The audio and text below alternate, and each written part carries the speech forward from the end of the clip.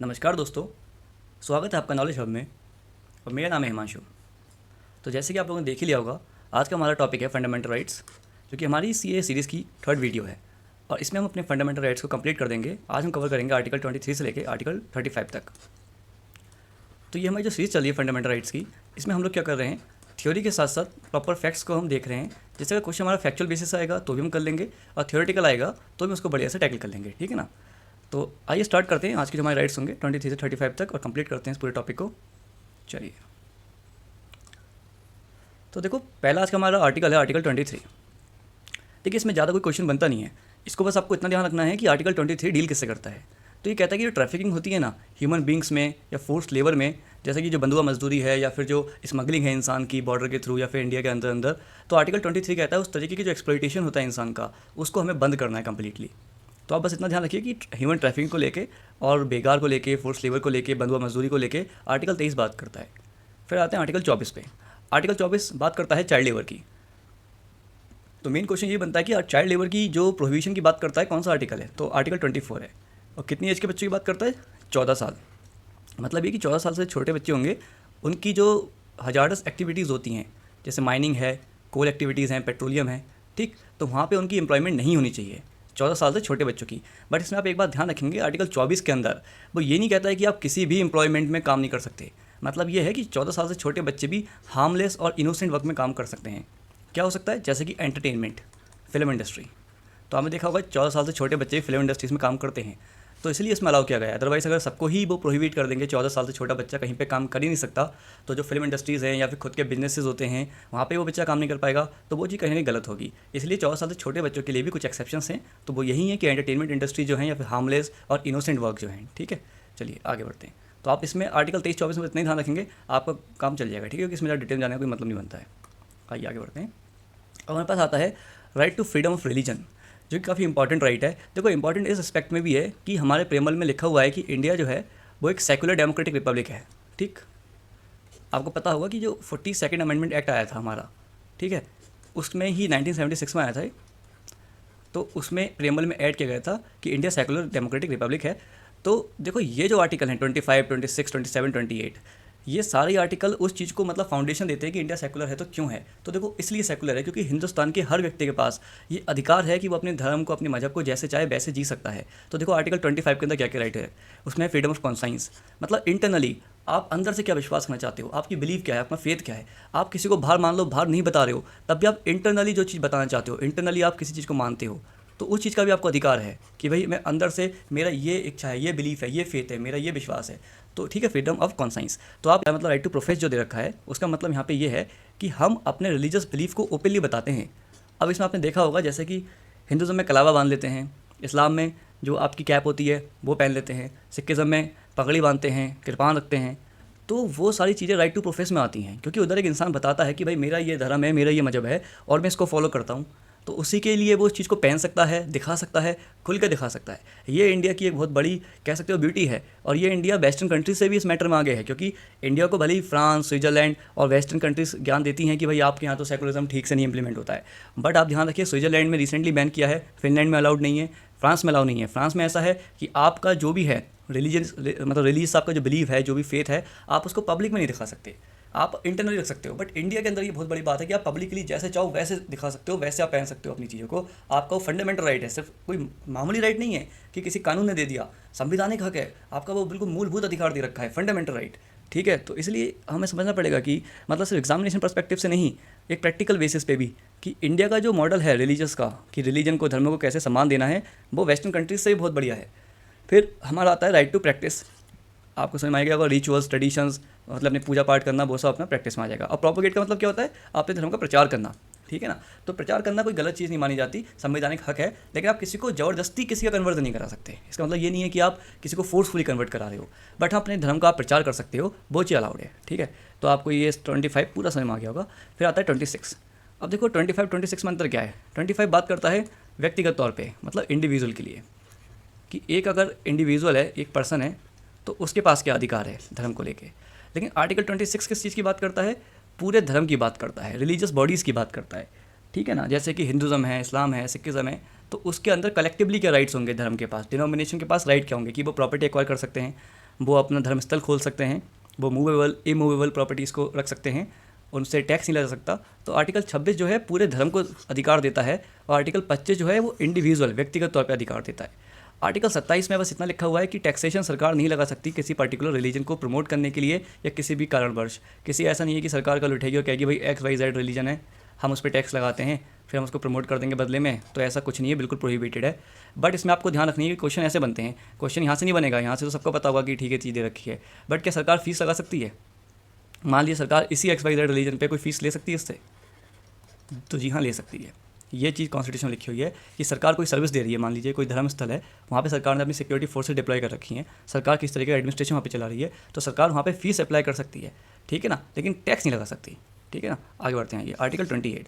देखो आर्टिकल 28 ये कहता है कि जो रिलीजियस इंस्ट्रक्शंस होते हैं, अब मान के चलिए कोई एजुकेशन इंस्टीट्यूशन है, कोई सरकारी जो है स्कूल है, तो वहाँ पे आप किसी एक धर्म को लेके प्रचार नहीं कर सकते, प्रमोट नहीं कर सकते, कोई ऐसे इंस्ट्रक्शन नहीं दे सकते जो ये लगे कि हाँ किसी एक धर्म के लिए दी जा रहे हैं, ठीक है। तो आर्टिकल 28 इसी चीज़ को लेकर कहता है कि जो एजुकेशनल इंस्टीट्यूशंस हैं, जैसे कि लिखा हुआ है एजुकेशनल इंस्टीट्यूशंस में आप रिलीजियस इंस्ट्रक्शन नहीं दे सकते हैं जो कि स्टेट के फंड पे चल रही हैं, ठीक। ये भी न्यूट्रलिटी को मेंटेन करने के लिए रखा गया था कि ऐसा ना रहे कि जो सरकार, हमारे जैसे सरकारी स्कूल होते हैं, कॉलेजेस होते हैं और इंस्टीट्यूशंस हैं, तो वहाँ पे किसी एक धर्म, एक मजहब को बढ़ावा नहीं दिया जाए, उसका प्रचार ना किया जाए, ठीक है ना। सबको बराबरी का प्लेटफॉर्म मिले, सबको बराबरी से ट्रीट किया जाए, ठीक। तो right to freedom and religion आप पूरी तरीके से समझ में आ गया होगा आपको, हमने डिटेल से भी देख लिया, और इसमें कोई क्वेश्चन, ट्रिकी क्वेश्चन भी आएगा तो इससे बाहर कुछ नहीं आ सकता, ठीक। इसको ध्यान रखेंगे आप। बाकी सेम चीज़ यहाँ पे ये हिंदी में है, अनुच्छेद 26, 27, 28 और जो 25 हैं उसमें ये देखो विवेक का आ गया, उसके बाद अपना जो प्रोफेशन का है, प्रैक्टिस का है, और प्रचार करने का मतलब प्रोपोगेशन का, ठीक। आइए आगे बढ़ते हैं। फिर हमारे पास आते हैं कल्चरल एंड एजुकेशनल राइट्स। अब देखो ये इंपॉर्टेंट इसलिए है क्योंकि इसमें से बार बार क्वेश्चन आता है। अब आर्टिकल 29 क्या कहता है? वो कहता है कि कोई भी सेक्शन है of the citizens residing in any part of India having a distinct language, script, culture of its own shall have the right to conserve the same. इसका मतलब ये है कि मान लीजिए ये इंडिया है, ठीक है ना। अब मान लीजिए यहाँ पे एक पॉपुलेशन का पार्ट रह रहा है साउथ में इस जगह पे, और ये लोग हिंदी बोलते हैं।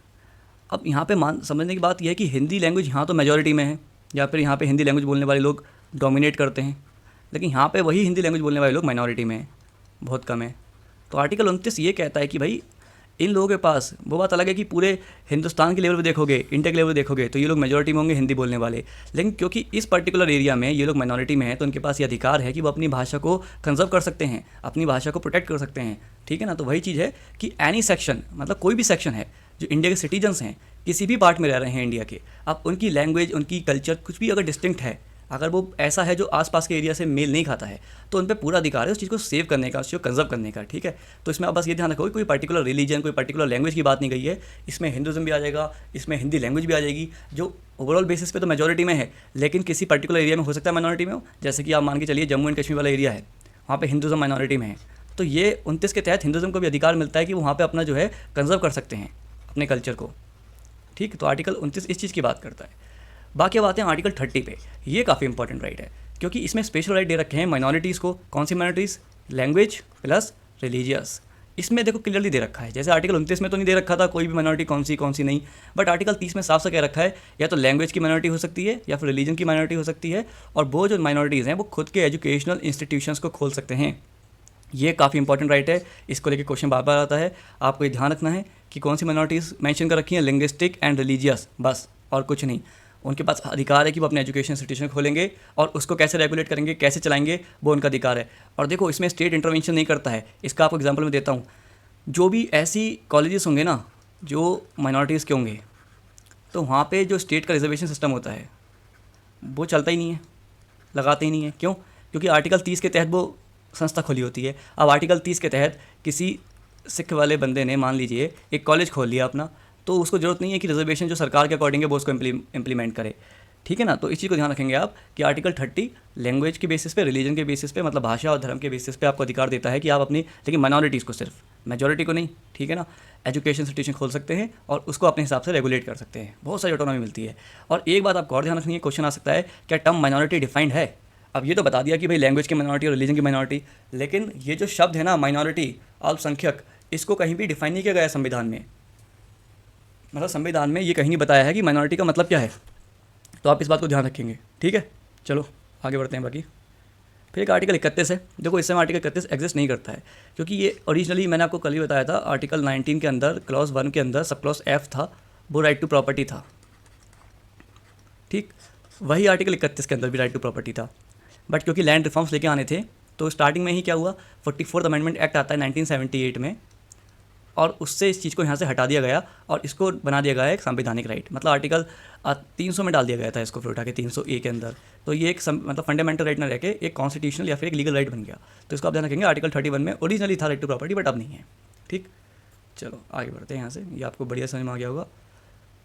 अगला हमारा आता है आर्टिकल 32। ये काफ़ी इंपॉर्टेंट है और इसके अंदर जो जो बातें हैं वो भी काफ़ी इंपॉर्टेंट है। Right to constitutional remedy. अब देखो पहली बात तो आपको ये ध्यान रखना है कि डॉक्टर अंबेडकर ने कहा था कि soul of the constitution and the very heart of it, मतलब पूरी जो आत्मा है, उसका दिल जो है संविधान का। ये कई बार क्वेश्चन आता है, who among the following said the article 32 as the soul of the constitution. फिर पूछ लेंगे ऑप्शन में, कह देंगे article 32 is also known as the soul of the constitution, या फिर कुछ और 3 ऑप्शन डाल देंगे। तो आपको ध्यान रखना है कि आर्टिकल 32 को सोल ऑफ द कॉन्स्टिट्यूशन कहा गया है। क्यों कहा गया है? क्योंकि यह है कॉन्स्टिट्यूशनल रेमेडीज़ के लिए। मतलब क्या होता है इसका मतलब, right to move to the supreme court, right to move to the supreme court. अब मान लीजिए कि आपका मान के चलते हैं आर्टिकल 19 है, ठीक, freedom of speech and expression है उसमें। अब पार्लियामेंट आता है, पार्लियामेंट ने लॉ बनाया और उन्होंने कह दिया कि आज हम आपसे छीन रहे हैं, पार्लियामेंट कहता है कि आर्टिकल 19 आपसे छीन रहे हैं, आप जो चाहे वो बोल नहीं सकते, जो चाहे वो पब्लिश नहीं कर सकते। तो ये आपका अधिकार बनता है कि आप सीधे आर्टिकल 32 के तहत जाएंगे सुप्रीम कोर्ट। आप कहेंगे भाई पार्लियामेंट ने बिना किसी प्रॉपर ग्राउंड के मेरा आर्टिकल 19 मुझसे छीन लिया है। सुप्रीम कोर्ट सीधे कहेगा भाई पार्लियामेंट की जो लॉ है ना, जिसने आपसे छीना है ये आपका आर्टिकल 19, ये लॉ तो गलत है, अनकॉन्स्टिट्यूशनल है। ध्यान कीजिए, मैंने आपको बताया था आर्टिकल 13 के तहत सुप्रीम कोर्ट के पास पावर है कि वो जो संवैधानिक मतलब संसद की या विधायिका की कोई भी कानून होगी उसको गैर संवैधानिक घोषित कर सकता है अगर वो आपका फंडामेंटल राइट का हनन करती है। तो सुप्रीम कोर्ट उसको स्ट्राइक डाउन कर देगा और आपका फिर से आर्टिकल 19 रिस्टोर हो जाएगा। हमारे ऐसे एग्जाम्पल देखते भी हैं। ठीक है, तो आर्टिकल 32 के तहत सुप्रीम कोर्ट के पास पावर होती है कि वो आपके फंडामेंटल राइट्स को प्रोटेक्ट करेगा। इसलिए कहते हैं कि जो गारंटर है ना, कई बार क्वेश्चन आ जाता है, who among the following is considered as the ultimate guarantor and the defender of the fundamental rights. तो जो ultimate guarantor and defender of the fundamental rights है वो सुप्रीम कोर्ट है। ठीक, अब सेम पावर देखो आर्टिकल 226 के तहत हाई कोर्ट के पास भी है रिट्स को इशू करने की और आपके हकों को बचाने की। लेकिन मैंने यहाँ पे आपको ये भी बताऊंगा कि क्या अंतर क्या है कि सुप्रीम कोर्ट और हाई कोर्ट की जो रिट्स की पावर है उनके बीच में कुछ तो डिफरेंस होगा। चलो ठीक है, 32 में दे रखा है सुप्रीम कोर्ट को, 226 में दे रखा है हाई कोर्ट के लिए, बट इनमें अंतर क्या है? तो देखो अंतर क्या है, अंतर ये है कि सुप्रीम कोर्ट की जो ये आर्टिकल 32 की पावर है रिट की लेके, ये सिर्फ फंडामेंटल राइट्स के इन्फोर्समेंट के लिए यूज़ हो सकती है। बल्कि जो हाई कोर्ट की जो पावर है रिट्स को लेके, उसका जो स्कोप है वो काफ़ी ज़्यादा है। समझ रहे हो? ये आप कन्फ्यूज़ हो जाओगे ऑप्शन में आएगा तो। मतलब ये है कि हाई कोर्ट की जो रिट इशू करने की पावर है उसका स्कोप सुप्रीम कोर्ट की भी पावर से ज़्यादा है। मतलब सुप्रीम कोर्ट तो सिर्फ आपका फंडामेंटल राइट्स के लिए ही इशू कर सकता है रिट्स को, लेकिन हाई कोर्ट तो किसी भी कोई भी राइट हो, कोई भी बात हो, कोई भी वजह हो, वहाँ पर रिट्स को इशू कर सकता है। ठीक है, तो इसलिए हाई कोर्ट का जो स्कोप है रिट्स को इशू करने का वो सुप्रीम कोर्ट से ज़्यादा है। और दूसरी बात क्या आती है कि क्योंकि आर्टिकल 32 के तहत सुप्रीम कोर्ट रिट्स को इशू करता है तो सुप्रीम कोर्ट उस चीज़ को मना नहीं कर सकता रिट इशू करने से। आप मान लीजिए आपका कोई राइट है, उसका हनन होता है, आप सुप्रीम कोर्ट गए, तो सुप्रीम कोर्ट क्योंकि फंडामेंटल राइट आर्टिकल 32 के तहत ये चीज़ करता है तो वो मना नहीं कर पाएगा आपको कि हम रिट इशू नहीं करेंगे, क्योंकि वो आपका फंडामेंटल राइट है सुप्रीम कोर्ट के पास जाना। लेकिन हाई कोर्ट के पास जाना आपका फंडामेंटल राइट नहीं है, तो हाई कोर्ट के पास पूरा अधिकार है कि वो आपकी जो ये रिक्वेस्ट है टू इशू द रिट उसको सस्पेंड कर दे, उसको मना कर दे, उसको रिजेक्ट कर दे, डिनाई कर दे। ठीक है, तो यहाँ भी हाई कोर्ट के पास थोड़ी सी पावर ज़्यादा हो जाती है। तो ये इंपॉर्टेंट है क्योंकि ये कन्फ्यूजन हो सकती है, हमें लगता है कि हर चीज़ सुप्रीम कोर्ट के पास ही ज़्यादा होगा सब कुछ, लेकिन नहीं, ये दो केसेस ऐसे हैं जहाँ पे हाई कोर्ट थोड़ा सा अपर ग्राउंड पे रहता है। ठीक, अब हम देख लेते हैं कि टाइप्स ऑफ रिट्स कौन कौन सी हैं। भाई 5 तरह की रिट्स होती हैं जो हमारे संविधान में मेंशन है। नॉर्मली तो 6 तरीके की होती हैं, लेकिन संविधान में 5 तरीके की हमारी मेंशन है, तो अपने को पता होना चाहिए कौन कौन सी हैं। तो आप नाम याद रखो और थोड़ा थोड़ा जो मैं आपको इससे एडिशनल डिटेल बता रहा हूँ वो ध्यान रखो, आपका काम हो जाएगा। तो पहली है हैबियस कॉर्पस। इसमें तो कोई दिक्कत ही नहीं है। जो हैबियस कॉर्पस है इसका मतलब होता है टू हैव द बॉडी। मतलब ये कि भाई आप में इसमें कोर्ट ये कहता है कि जिस इंसान को आपने हिरासत में रखा है उसे कोर्ट के सामने पेश करो। मतलब ऐसा नहीं है कि पुलिस या कोई भी बंदा चाहे किसी पर्सन को उठाया और हिरासत में रख लिया और आप उसको मौका भी नहीं दे रहे हो कि वो जाके अपने आप को प्रस्तुत कर पाए कोर्ट के सामने, अपना पक्ष रख पाए। तो हैबियस कॉर्पस वही चीज़ है। जो आपको ध्यान होगा कि 1919 में राउलेट सत्याग्रह हुआ था। ठीक है, फिर जलियांवाला बाग मैसेकर भी हुआ था। तो राउलेट सत्याग्रह हुआ क्यों था? क्योंकि राउलेट एक्ट आया था। ठीक, तो राउलेट एक्ट में यही तो था, उन्होंने कहा था ये जो हैबियस कॉर्पस है इसको हम ख़त्म कर रहे हैं। मतलब ये कि पुलिस जिसको चाहेगी उठा के जेल में डाल देगी 2 साल के लिए, और उसके पास इतना भी अधिकार नहीं होगा वो अपना पक्ष रख पाए कोर्ट के पास जाके कि भाई क्यों जेल में डाल रहे हो, क्यों नहीं डाल रहे हो, क्या वजह है, मेरी बात भी सुन लो। तो इसलिए राउलेट एक्ट को ब्लैक एक्ट कहा जाता था। तो जब संविधान बना हमारा तो उसमें हमने सबसे पहले डेट ये रखी हैबियस कॉर्पस आर्टिकल 32 के तहत कि भाई आप किसी को उठा के हिरासत में डालोगे तो आपको उसको कोर्ट के सामने पेश करना पड़ेगा, उसका पूरा अधिकार बनता है वो अपना पक्ष रख पाए। ठीक है, तो इसको ध्यान रखेंगे आप, तो आई थिंक इससे काम चल जाएगा आपका। दूसरी आती है मैंडेमस, कुछ नहीं है, सिंपल है, इसका मतलब होता है वी कमांड। कौन कमांड करेगा भाई? जुडिशरी कमांड करेगी। ठीक, बस और कुछ नहीं। इसमें अक्सर क्या होता है, देखो कई बार आपने देखा होगा कि वो कहते हैं सुप्रीम कोर्ट ने फटकार लगाई, हाई कोर्ट ने फटकार लगाई। तो क्या होता है फटकार लगाना? वो मैंडेमस ही होता है। मतलब ये कि सुप्रीम कोर्ट कहता है हाई कोर्ट से या किसी पब्लिक बॉडी से कि आप अपना काम सही से क्यों नहीं कर रहे हैं, आप क्यों लोगों को परेशान कर रहे हैं, अपना काम कीजिए ठीक से बढ़िया करके, तो वो मैंडेमस के तहत ही करता है। तो आपको ध्यान ही रखना है कि मैंडेमस की जो रेट है उसका मतलब होता है कमांड करना, जो कि हाई जुडिशरी करती है। लेकिन पावर ये है सुप्रीम कोर्ट की इसमें जुडिशरी की कि वो किसी भी पब्लिक बॉडी को भी फटकार लगा सकती है, किसी कॉर्पोरेशन को भी कमांड कर सकती है, किसी कोर्ट को भी कमांड दे सकती है, किसी ट्रिब्यूनल को भी दे सकती है, गवर्नमेंट को भी कह सकती है। कई बार ऐसा देखा होगा आपने कि कुछ कानून ऐसे होते हैं जो कि गवर्नमेंट इंप्लीमेंट नहीं कर रही होती है, बना दिए होते हैं, कुछ पॉलिसी ऐसी होती है इनका प्रॉपर इंप्लीमेंटेशन नहीं कर रही होती है। तो ऐसे में सुप्रीम कोर्ट कहता है गवर्नमेंट से कि भाई आप इंप्लीमेंट कीजिए ना, आपने वो कानून बनाया है, आपने वो पॉलिसी लेकर आया, उसको इंप्लीमेंट क्यों नहीं करते हो?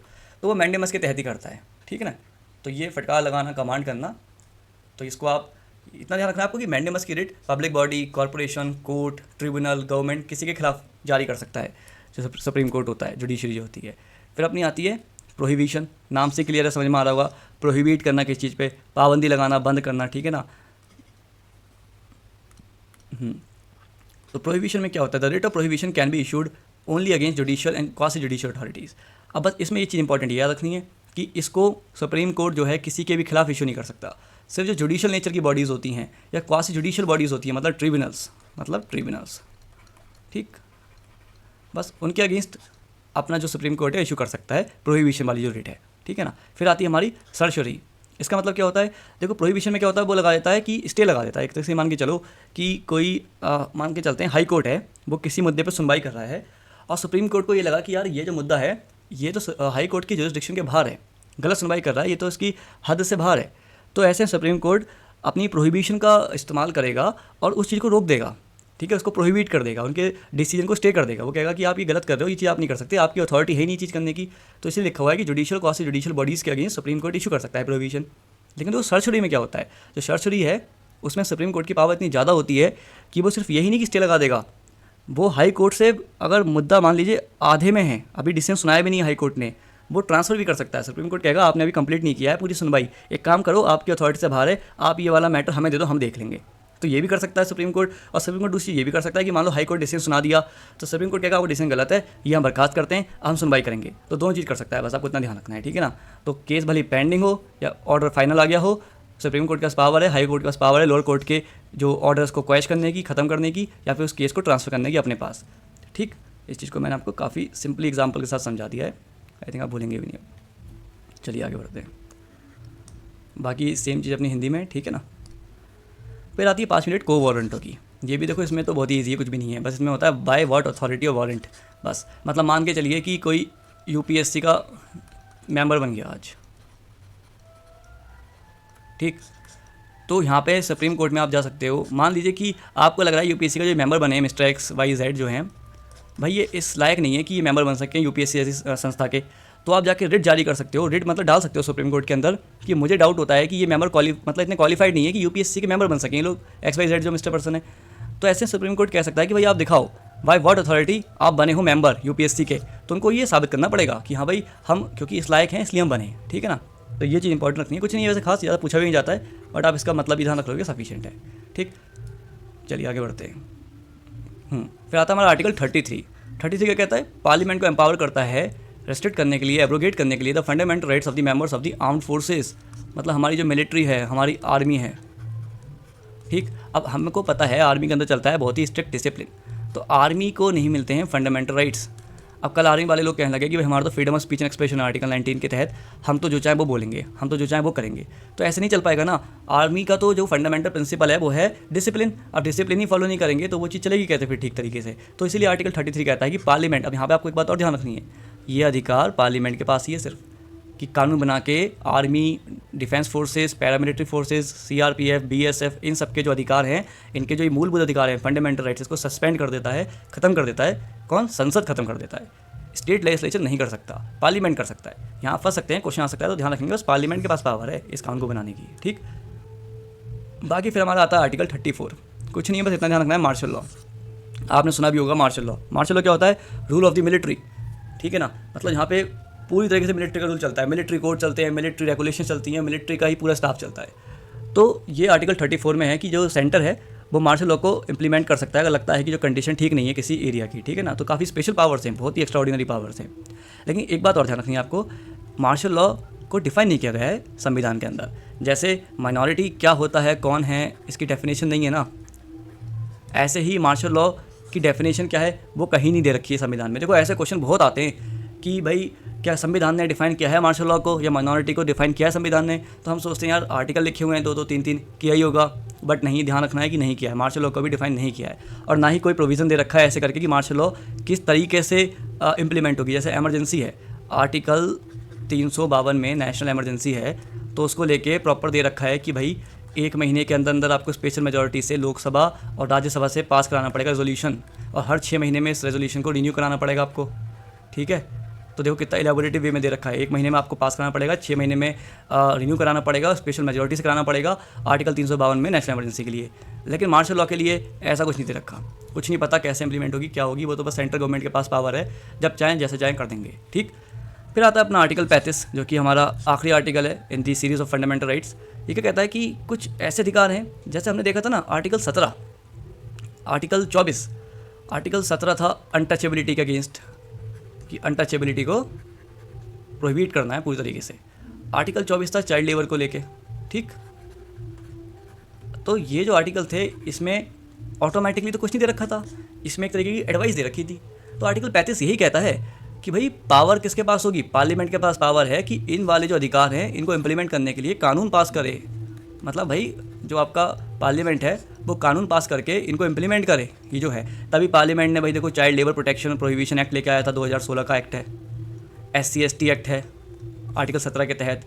एक एक्ट और है एट्रॉसिटीज़ करके, शायद 1987 का एक्ट है, ठीक है ना, जैसे SC/ST एक्ट कहते हैं, काफ़ी इंपॉर्टेंट एक्ट है, न्यूज़ में रहता है। तो ये सब एक्ट क्यों आए हैं? ये भाई इन फंडामेंटल राइट्स को इम्प्लीमेंट करने के लिए आए हैं, ठीक है। और इन एक्ट को बनाने की पावर किसके पास होगी? तो ध्यान रखेंगे आप, सिर्फ पार्लियामेंट के पास पावर होगी। आर्टिकल 35 के तहत सिर्फ पार्लियामेंट के पास ही हक है कि वो इन चीज़ों पे कानून बना सकता है, ना कि स्टेट लेजिस्लेचर, जो कि लिखा हुआ भी है, ठीक है। This power shall only in the parliament and not in the state legislature, बस। तो यहाँ पे अपना फंडामेंटल राइट्स होते हैं पूरी तरह से कंप्लीट। और ये जितनी चीज़ मैंने आपको बताई है थ्योरेटिकल प्लस फैक्चुअल, इसके बाहर कोई क्वेश्चन भी नहीं बनता है और ना कोई क्वेश्चन आएगा। आप इस वीडियो को 102 बार बढ़िया से देख लीजिए, आपका काम बन जाएगा। और फिर अगले वीडियो में मिलते हैं किसी नए टॉपिक के साथ, तब तक के लिए अपना ध्यान रखिए। धन्यवाद बने रहने के लिए।